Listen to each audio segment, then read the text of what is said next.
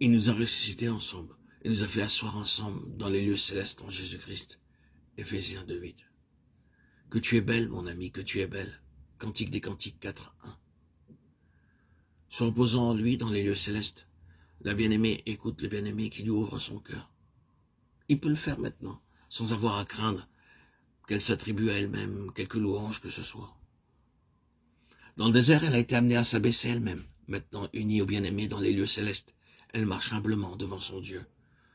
Plus sensitive à tout attouchement de péché, plus droite pour le confesser, plus prompte à recourir à l'aspersion de sang sur le propitiatoire, pour maintenir une communion ininterrompue avec Dieu. Dans la période de repos qui a suivi les luttes et les souffrances du désert, elle a aussi appris à demeurer en silence devant le Seigneur.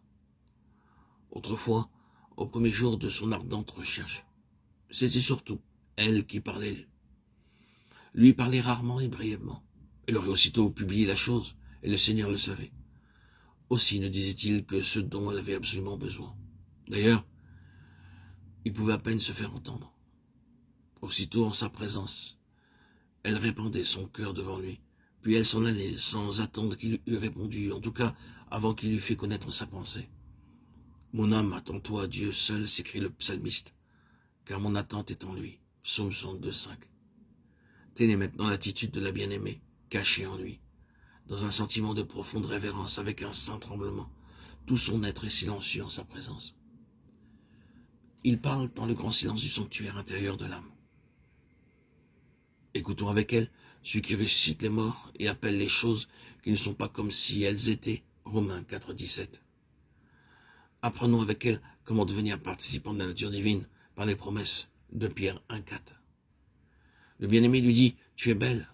L'âme répond dans une humble foi « Qu'il me soit fait selon ta parole ». Luc 1:38. Et sa beauté, c'est lui. Ésaïe 9:19. Elle se repose sur sa parole, sachant que celle-ci aura son accomplissement. Elle ne regarde plus à elle-même, car il est fidèle et sa parole suffit. Il est éternel. Je suis. L'Éternel dit et la chose existe. Lorsque le monde fut créé, il parla et la chose parut.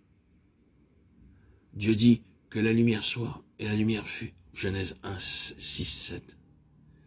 Telle est l'assurance de la foi, celle qui obtient les promesses.